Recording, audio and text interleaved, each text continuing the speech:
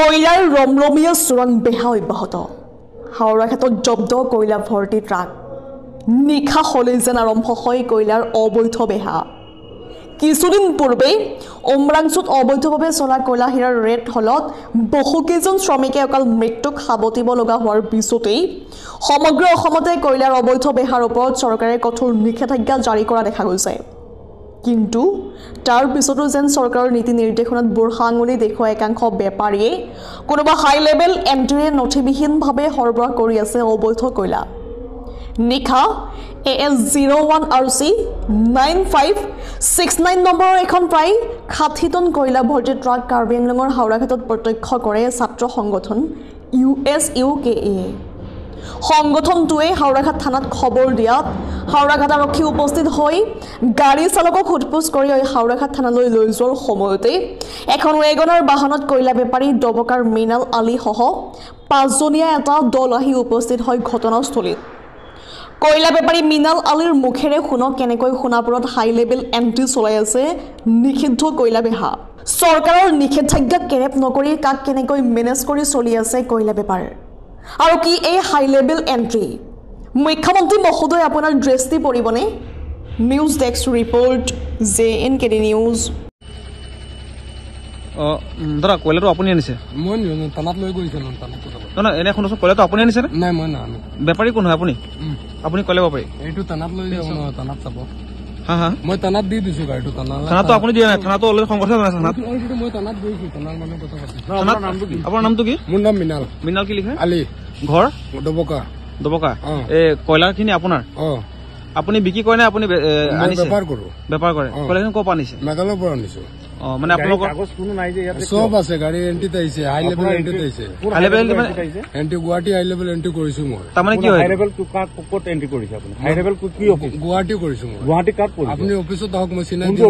office চিনাই দিম আপুনি office কোন আপোনাক অফিচ চিনাই দিম আপোনাৰ অফিচ ক'ত নহয় আপোনাক চিনাই দিম আপুনি কাক কিমান মোৰ অফিচ নহয় তো কাৰ অফিচ না কি অফিচ দাদা আমি অফিচ না আপুনি আপোনাক অফিচত লৈ যাম আপোনালোকক অফিচ চিনাই দিম আপুনি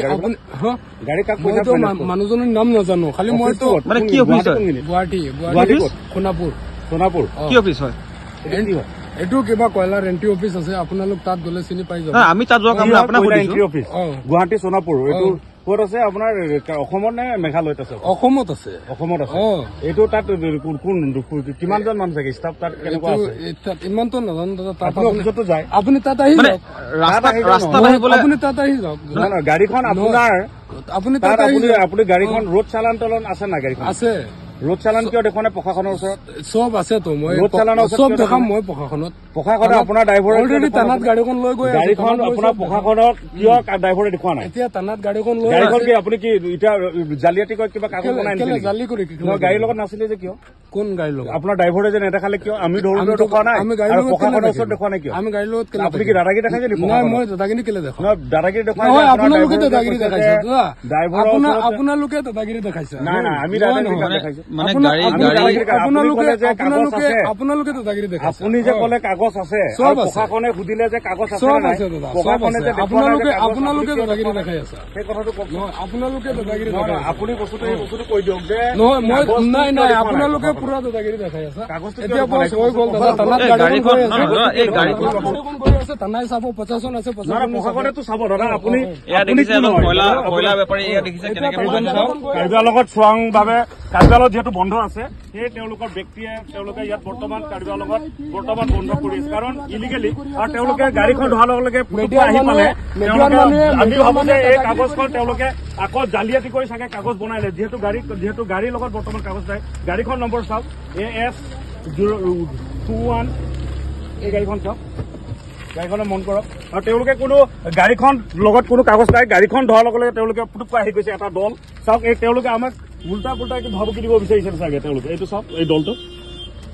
কি হৈছিলে গাড়ীখন আমি লক্ষ্য কৰি পাইছো যে 16 চকা গাড়ী এখন হাওৰা ঘাটৰ পৰা ঘুৱানৰা ৰোডত যোনটো গৈ থকাত আমি লক্ষ্য কৰি পাইছো যে গাড়ীখনক আমি ৰখাই সুধিলো যে গাড়ীখনত কি আছে তেওঁলোকে জানিবলৈ দিলে যে ইয়াত কয়লা আছে যিহেতু কয়লা এই চৰকাৰখনে অলৰেডি যিহেতু বন্ধ কৰিছে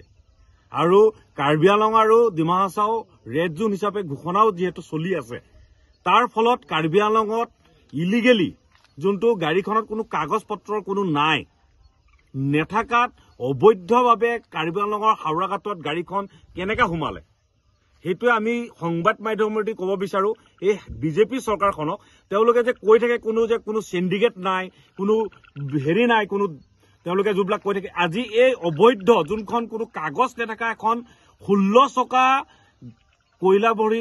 লুট গাড়ী এখন হাওৰাঘাটত কেনেকৈ সোমাব পালে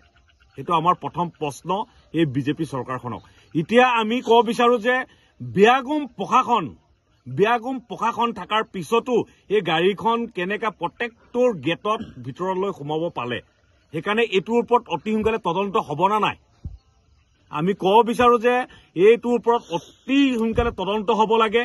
তদন্ত হৈ যোনসকল ইয়াত গাড়ীৰ লগত ৰিলেটিভ আছে তেওঁলোকক কঠোৰতম যোনটো আইনী ব্যৱস্থাত তেওঁলোকক বৰ্তমান তেওঁলোকক পানিছমেণ্ট কৰিব লাগে আৰু যিহেতু আমি কাৰ্বি আংলঙৰ প্ৰশাসন এছপি মহোদয়ক আমি অৱগত কৰাইছো আৰু হাওৰাঘাটৰ থানা যিহেতু তেওঁলোককো আমি অৱগত কৰাইছো তেওঁলোকে আহি আছো বুলি কৈছে কিন্তু আমি ক'ব বিচাৰো যে এইটোৰ ওপৰত সঠিকভাৱে তদন্ত হ'ব লাগে যোনসকল দুষ্টিকাৰী আছে অতি সোনকালে তেওঁলোকক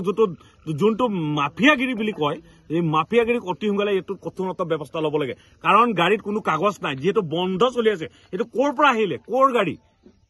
সেইকাৰণে আমি প্ৰশ্ন কৰিব বিচাৰিছো এই প্ৰশাসন ডাঙৰীয়া তেওঁলোকে বিয়াগুম প্ৰশাসন ডাঙৰীয়া বিয়াগুম ফৰেষ্ট বিভাগ থকাৰ পিছতো কেনেকৈ ধৰণত এই গাড়ীখন সোমাবলৈ পালে বিভিন্ন প্ৰান্তৰ পৰা আহি সেইটো আমাৰ ডাঙৰ প্ৰশ্ন